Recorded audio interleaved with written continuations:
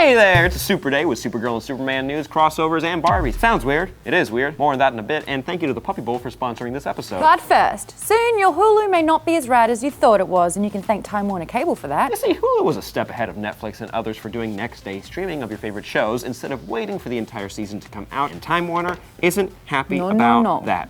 Did you hear that? They think because of this, less people need their cable subscriptions. So to fix this, they're looking to buy 25% of Hulu and remove that function. Dang it, guess you have to deal with our packages. No official offer has been made, but we will be keeping our eye on this one closely since we pretty much watch all of our superhero roundup shows on Hulu. Yeah. You know I don't have cable. I don't either. No. What am I, a grandpa? Next up, it's the superhero news everybody's talking about. The Flash is crossing over with Supergirl. The Flash is crossing over with Supergirl. I remember noticing a huge similarity between Barry Allen and Kara Danvers and thinking how cute it would be if they ever met. Then they're on different networks, so I got over it. Turns out I can get under it again. The Flash will be appearing on Supergirl on March 28th in an episode called World's Finest. Now this is very important, and Grant Gustin actually Instagrammed a picture of the script, and it's the lack of grammar in Worlds that has us talking. Because without the apostrophe, this was also the title of the new 52 issue about Power Girl and Huntress from Earth 2 working together on the Prime Earth. Has this inadvertently revealed that the DC Cinematic Universe will be multiverse? This is hurting my head. Sam, please take over and help me explain this. And it's my turn. This means the possibility of TV characters meeting movie counterparts is slightly more plausible, even though DC was clear that they should be and will be separate. But this could also open the door for other crossovers with DC TV properties in the future. But most likely, this is just a one-off because it was probably super expensive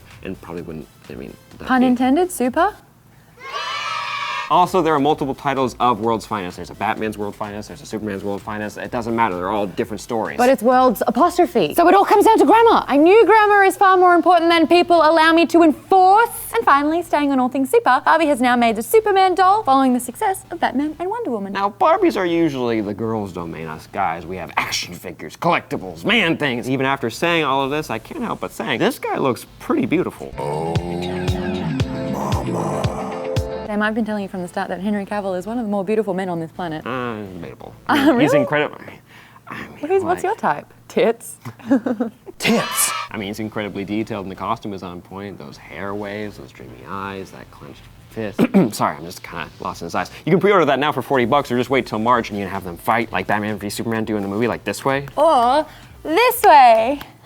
That's how Maude played with her toys. That's exactly how I played with my...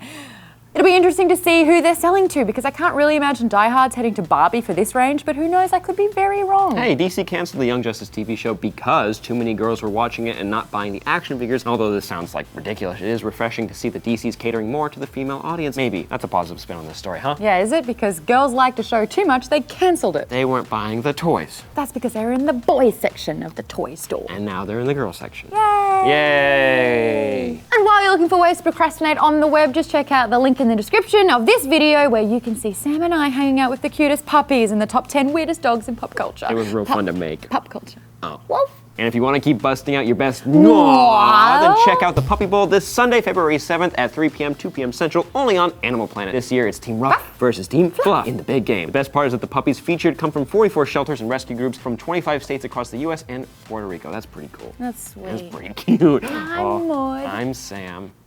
God, I want more puppies.